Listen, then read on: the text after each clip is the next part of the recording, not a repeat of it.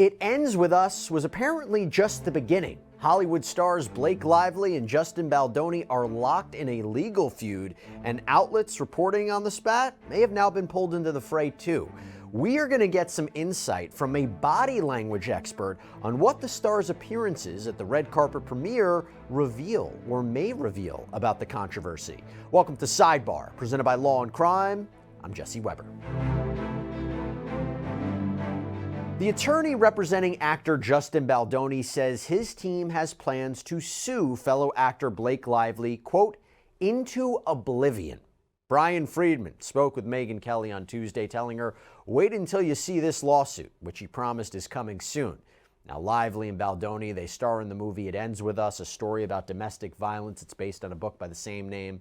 And this has now sparked a major legal and PR war, because Lively submitted a complaint back in December to the California Civil Rights Department accusing Baldoni and his production company Wayfair of harassment on set, creating a hostile work environment, and hiring a PR team to essentially orchestrate a smear campaign against her. That complaint eventually led to a lawsuit which was filed in New York federal court. But just one day after her complaint was filed with the California board, one of the first steps in making accusations like this, the New York Times posted an article, and it was titled, "We Can Bury Anyone Inside a Hollywood Smear Machine." And that set off a firestorm of criticism against Baldoni. The article, which is still up on the site but has some updates with some responses from Baldoni's lawyer, it lays out what Lively had to say in her complaint.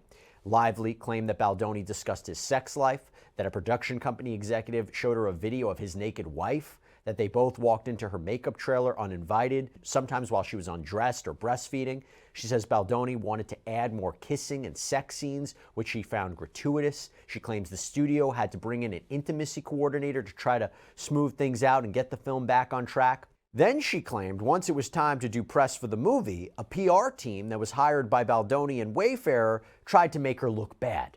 So while Baldoni has not sued Lively yet, he has sued the New York Times for defamation. He says that the outlet took Lively's initial complaint at face value, that they didn't do their due diligence in fact-checking the story, gave his team almost no time to craft a response. The New York Times published text messages that reportedly showed the crisis management team planning ways to, quote, take down Lively. The article highlighted a text exchange between Jennifer Abel, the former Publicis employee, to Melissa Nathan, the crisis manager, which read, "He wants to feel like she can be buried," to which Nathan allegedly responded, "You know we can bury anyone." Hey, so we want to keep following this Blake Lively, Justin Baldoni story for you as it develops. And with that in mind, I have to thank our sponsor, Upside, because it's with their support that helps make episodes like this possible. Now, Upside is awesome. It is a free app that gets you cash back when you buy daily essentials like gas, groceries, food. This is real cash back. It's money that appears in your Upside app that you transfer right into your bank account. Look here. I used Upside to find a gas station near me. I claimed an offer on Upside, paid with my credit card, followed the steps on the app, and I got cash back. It is so simple, and you can use Upside at all different kinds of places, restaurants, convenience stores. So to find out how much you can earn, you click the link in the description to download Upside, or you scan the QR code on screen. But make sure to use our promo code SIDEBAR, because you'll get an extra 25 cents back on every gallon on your first tank of gas. But in his suit against the Times, Baldoni says that many of the text messages are taken out of context. And when you include things like preceding messages or other information about what was happening on the film set at the time, you get a totally different picture. According to Baldoni, it was actually Blake Lively who was being completely uncooperative and making everything harder for the cast and crew. And Baldoni also accuses Lively's celebrity husband, actor Ryan Reynolds, of jumping into the fray. There was reportedly a meeting to talk about resuming filming after a strike when Lively suddenly started laying out a list of grievances, according to Baldoni. And Reynolds was reportedly in that meeting and at one point allegedly confronted Baldoni in front of other people about reportedly fat-shaming his wife. And let's actually talk about this, because this was in reference, according to Baldoni, to an instance where he did ask about Lively's weight during filming, but he says it was all in good faith. According to the suit, quote, Baldoni, while training for a physically demanding scene in which his character Ryle would lift Lily, asked his trainer, who was introduced to him by Lively and oversaw his training for the film, how much Lively weighed. Baldoni, who suffers from back issues and has multiple bulging discs, made the inquiry to ensure he could safely perform the lift without injury. Unfortunately, the trainer relayed this information to Lively, who then informed Reynolds. And Baldoni asserts that Reynolds interpreted that as fat shaming. Now, there are also accusations that Lively decided to take over creative control of the film, putting her own touch and spin on it. And he says that even led to Lively making her own cut of the film. And Baldoni says they agreed that they would do testing with sample audiences to see which version that the audience liked better. He says he won out, but Lively insisted that it was her version or nothing. Apparently, she got her way, and what was released and what's on Netflix right now is Blake Lively's version of the film, not his own. But going back to Brian Friedman for a second and talking of filing a lawsuit on behalf of Baldoni, he told Megyn Kelly that he plans to name Blake Lively, her PR representative Leslie Sloan, Baldoni's former publicist Stephanie Jones, and Lively's husband Ryan Reynolds in this lawsuit. Friedman told Kelly, quote, "It's all going to be based on evidence, and it's not going to be just a lawsuit. It's going to be the kind of lawsuit that is full of evidence, admissions, and documents that prove exactly what she did and how she bullied her way through the process to take over the movie and used her PR people to try and destroy Justin. We're going to put every document out there that's relevant to the case, not something that's disrespectful or otherwise would embarrass Miss Lively, because that's not what we want to do. But we want to make sure that people have the facts and people can make their own determinations as to what happened." By the way, it's interesting he says people. Does that mean the jury, or does that also mean the court of public opinion? Because I think it also matters there, talking about two celebrities' careers. Now, in response to Friedman's statements, Lively's legal team said, quote, "A classic tactic to distract from allegations of this type of misconduct is to blame the victim by suggesting that they invited the conduct, brought it on themselves, misunderstood the intentions, or even lied. Another classic tactic is to reverse the victim and offender and suggest the offender is actually the victim." So there was definitely a lot of drama going on that film set. And now it is spiraling into the world of civil law. And it is definitely fodder for gossip blogs, celebrity news outlets, media outlets in general. But what we want to talk about right now, with all of that background, is one of the first major red flags that something was going on behind the scenes. And that was at the red carpet premiere of this film in New York. And despite the two stars of the film, Baldoni and Lively, attending, they didn't take any photos together. In fact, they weren't anywhere near each other, apparently, because Baldoni's lawsuit says he and the Wayfarer team were segregated from the main cast, and that Baldoni's time on the red carpet was even cut short. He also says that he was escorted into a separate theater, and this is, by the way, backed up by text messages that are embedded in the lawsuit, or seems to be, because the text reportedly from Baldoni read, "Long story, but we won't be in the same room. I was asked to not even come to the premiere. I can figure it out." Another alleged text from Baldoni reads, "I'm going to be there. That's just different timing and holding areas in theaters and all things you can imagine. It's still our film." And Variety is reporting on an alleged voice message from Baldoni telling his team about what happened. And the voice message reportedly says, "On what could have been one of the most beautiful nights of my life career-wise, I literally was sent to the basement with all of my friends and family for over an hour because I wasn't allowed to be seen. She didn't want me anywhere near her or the rest of the cast. So they ushered me off the carpet and sent us down to the basement. We were down there together, my friends and family, the people that love me the most. We start laughing because of the ridiculousness of this whole thing, and I realized, like, on a night that was supposed to be so materialistically joyful, I was in the basement with the people that loved me the most, and we were all joyful and laughing because none of that S matters, none of it." So when it comes to those all-important shots from the red carpet, is there anything we can glean from them? Anything we can kind of see? Well, I am not a body language expert, that is for sure, but I know who is. Susan Constantine. She's here. She's back here on Sidebar to talk about this. Susan, so good to see you. Thanks for taking the time. Thanks, Jesse. So let me start with Justin Baldoni. So there was multiple pictures of him taken, some of them alone, some of them with his wife, Emily. What are your overall thoughts on Justin Baldoni at the New York premiere? Well, when I'm looking at in the premiere, there's multiple different photos with different shots, right with his wife. There's some that are by himself, but overall, I felt like his expressions were very authentic. He's very wide-eyed, which is what I'm looking for as far as a real true felt enjoyment expression. There is one that is where he's looking off to the side because I don't know what the stimulus was there that caught his attention. But when I'm looking at that photograph, I look at emotions as positive and negative. So that I would classify this as a negative because there was something that has caught his attention that startled him, that is created curiosity. When you see his eyes darting off to one side, his mouth is slightly dropped. That's what we call surprise. It's not an enjoyment expression because the cheeks are not raised and you don't see the corners around his eyes, the wrinkling. So that's what I look at in an authentic expression versus inauthentic, or if it's a negative expression. This one right here is one that's kind of caught him off guard. He's a bit surprised and taken back by it, but I don't know what the stimulus is. Does he look uncomfortable in any of the photos? Because again, the allegations were he was purposely segregated from the rest of the cast. And there was a claim that this was supposed to be a great night for him, and it really wasn't the night that he was expecting. Does he look uncomfortable or upset in any of the photos, in your opinion? This is the one where I'd say that he feels uncomfortable because there's something out here off to his side that is disturbing. Okay. So we don't know what that is. And, you know me, Jesse, I'm not going to far reach to something that if I can't hypothesize what it is. So all I know is that there was something off to the side that's caught his attention that was not positive, but was, you could actually say, was troubling or caught him off guard. The other ones, which I'm seeing, he seems to be in a very relaxed position, especially when he's with his wife. He's turned in towards her. He's got a genuine smile. His eyes are very bright. And from one of the things that I've read about him, he took the position saying, you know what, regardless, I'm going to have a good time. I'm going to laugh with my friends. I'm going to be with my family who care about me. And I think that showed through in his expressions.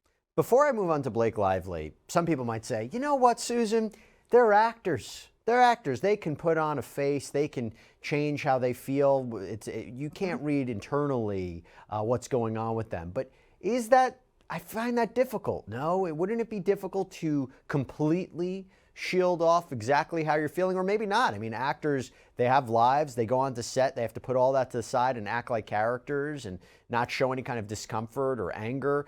Talk to me about that ability to do that as we're trying to make sense of these photos. Yeah, thank you so much, Jesse. And this is something that I love to share. First of all, we're talking about thoughts and cognitions, right? What are they thinking about? And then what is the reaction from it? So there are specific expressions that you can't fake. I don't care how good of an actor you are. And one of them is sadness, because there's going to be something slightly off. Like when you force an expression, when it's not truly felt, you'll see asymmetry in their face. And you're probably wondering, what do you mean by that? What happens is that when you are feeling happiness, for example, that the muscles in the face connected to the branches, to the facial muscles, move in the exact same moment synergistically. It's what we call synchrony. When they're out of sync, when a person is forcing an expression, whatever expression it is, you're going to see asymmetry, meaning when you try to provoke sadness, the muscles in the mouth may not project true sadness. They may look stretched or strained versus turning down. One of the other things that we look for is asymmetry in the brows. One eyebrow will slightly lift longer, higher than the other one when you're forcing an emotion, because that's when you're thinking too hard, and there's no way out of 42 muscles in the face that they're going to fire the correct way when you're faking it. It's just impossible. And I know that sounds crazy, but when you've been trained in facial action coding system, as I have, that's where I come in and say, this is what it is. There's asymmetry here. It's not true felt. He's really forcing it. So to your point, can they fake it to make it? They have to, number one, think about it, provoke that emotion so that they can project that emotion. So the only way to truly do that is to actually have the true felt emotion. Now, whether it's that particular scenario or it's one that they've created that they can tap into psychologically that created sadness, happiness, disgust, despair, or whatever emotion they're trying to provoke. Interesting. By the way, I did acting back in the day, so I'm very curious to learn about this. Not a great actor, I'm the first to tell you, but I'm always fascinated by it. Okay, talking about it. Now let's move on to Blake Lively. So, number of photos of her too. Now again, she is not with Justin Baldoni. She is not anywhere near him, but there are photos of her alone. There are some with other people, including her husband, Ryan Reynolds, who we just talked about, played a big role or a pivotal role in this whole saga. And also there's a couple with Sony executive Josh Greenstein. Now, he's interesting because he's actually mentioned in one of the filings where he reportedly sent a text message where he was concerned about a negative story in the media that might hurt the film. He also was quoted as talking about how Hoover's book sparked the fire that was this cultural movement about the messaging in this movie and the book. So he's there. He's on the premiere, too. Talk to me about what you observe of Blake Lively in all these photos. Well, first thing I want you to do is to show the picture of her. That is, she's looking over her shoulder and her eyebrows are raised and her mouth is stretched. If you pull that photo up, you're literally going to see exactly what I just talked about. It's perfect, a perfect illustration where one eyebrow is pulled up higher than the other one and her mouth is stretched. This is a photograph of where she's not feeling she's not feeling a real true felt emotion. It's one of those what's going on over there, and it's creating curiosity. She's uncertain about it, but she's certainly fixated on what's happening. And when she's doing that, you could see that the one eyebrow is raised. That could be a form of just kind of being slightly critical, like what's going on over there. So that one is a really interesting one because you don't see the crow's feet around her eyes, even though what actresses and actors do, they put on the great big white pearly whites, right? And they smile. But they're all smiles are not enjoyment smiles. I see this as a misery smile, an uncomfortable smile. And how you know that is because the lips are horizontal. So when you see that and you don't see a slight uptick, which then creates the wrinkling around the eyes, which raises the cheeks, that is a true enjoyment smile. So this is one where she's feeling uncomfortable, uneasy. This is what we call a negative smile. Could you tell, hey, it's uncomfortable, I'm on the red carpet, there's tons of cameras. Of course, it's kind of an uncomfortable experience versus there's something else going on. Something else making me uncomfortable. Not here with her husband, but but there's a big difference here. Her husband is very relaxed. Hand inside the pocket. He's got a very genuine smile. See, his cheeks are lifted up. The corners of his mouth are lifted. And somebody is when they're really feeling happiness. Think about it. Try doing this. Smile. Your eyes slightly narrow. And that's what happens. No one smiles with their eyes big and wide. It's kind of creepy. So when you look at that, he's having a great time. This feels really good. He's very comfortable, very relaxed. Love the open collar, hand inside the pocket. Everything looks good for me there. On the other hand, let's just slice the picture in half. Okay. They don't go together, do they? They're completely different emotions. She is very hyper-focused in how she's being presented and how she is seen in that photograph. He could care less. He's really just having a good time. That's why she appears to be more posed. So when, she's an actor, she's got all these, cameras around her. Is that stressful? Yes, it's stressful. Of course it is. Even though you're an actor, even actors will tell you that when they get in front of an audience, in front of a bunch of people, the adrenaline starts, right? The heart starts beating fast. That's very natural. So for them to get off that train and into authenticity where they're very comfortable, it's going to take more time than just a quick snapshot. The first snapshots are always going to feel uncomfortable. When you're in front of the camera longer, then the guard comes down, you start to feel more comfortable. He's more comfortable, way more comfortable than she is. Before we go into the final photos of her and Josh Greenstein, thank you for saying that about the eyes, because I remember when I was getting married and in my wedding day, I was smiling, and when I smile, I squint because I'm actually smiling. They're like, keep those eyes up, and I look like a robot. So thank you for that. I appreciate it. It felt like it was crazy. Yes. I felt like they were punishing me for, my eyes were squinted. Anyway, that's a separate conversation. Okay, so now the final photos of Blake Lively with Josh Greenstein, this Sony executive. Talk to me about what you noticed there.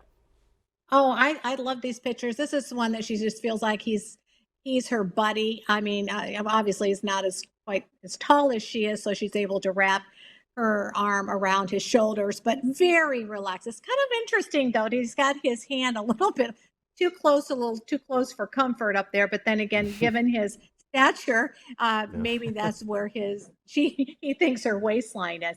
But on the other hand, see, her fingers are much more wide open.